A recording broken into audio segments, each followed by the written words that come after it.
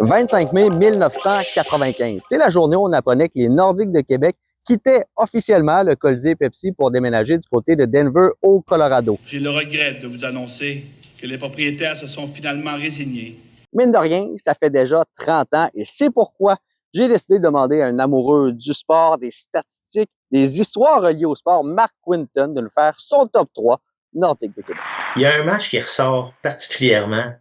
Il faut revenir au contexte où Peter et Anton Stachny venaient juste dans le fond, de passer à l'Ouest suite à un scénario rocambolesque. En effet, le club annonce la signature de 2 des meilleurs joueurs de hockey de l'équipe nationale tchèque. Là, tout d'un coup, en janvier-février, ils se sont mis à gagner sans arrêt des séquences de 7-8 victoires de suite.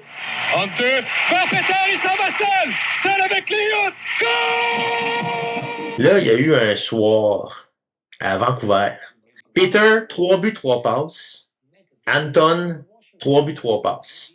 Là, c'est la folie. C'est des recrues. 6 points chacun en un match. L'histoire n'est pas terminée. 2 jours plus tard, ils s'en vont à Washington.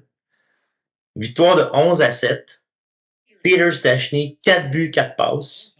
Anton, 3 buts, 5 passes. Ce sont encore aujourd'hui les 2 seuls recrues dans toute l'histoire du national de hockey qui ont connu un match de 8 points. Et ils l'ont connu le même soir, ces 2 frères. Un autre moment où même ceux qui n'étaient pas de ce monde, dont moi, ont entendu parler, Guy Lafleur, on le sait, le démon blanc avec le Canadien de Montréal, mais il est passé par les Nordiques de Québec, Marc, quand même.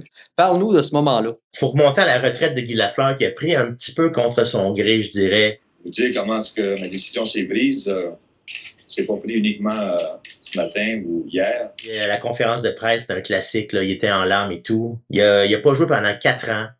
Il revient pour les Rangers. Donc, il y a déjà eu des histoires intéressantes de son retour avec les Rangers au Forum, etc. Mais là, finalement, il décide d'aller jouer pour les Nordiques de Québec. Monsieur Aubu, sincère remerciement. Le retour au Bercail, il avait gagné évidemment 2 Coupes Memorial avec les Remparts de Québec. Premier match où les Canadiens de Montréal ont joué au Colisée avec Guy Lafleur dans l'uniforme des Nordiques. Le peu de cheveux qui lui restait au vent, le démon blond qui s'envolait, puis Lafleur a marqué.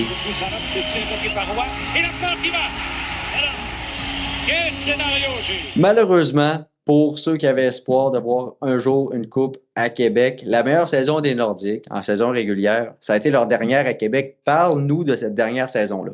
Sur un rythme de 82 matchs, on parle de quelque chose comme 112 points de moyenne. On savait à ce moment-là que c'était une grande équipe qui était en train de se bâtir. Là. Joe Sakic qui était jeune, Peter Forsberg venait d'arriver, etc., etc. Là, l'équipe était pactée. Là. Malheureusement, c'est la dernière saison à Québec. On s'était pas trompé dans les espoirs. Ils ont gagné la coupe Stanley l'année suivante. Melody trying to clear, didn't get it out. Sakic held it in, still held in. Uwe Krupp shot and score!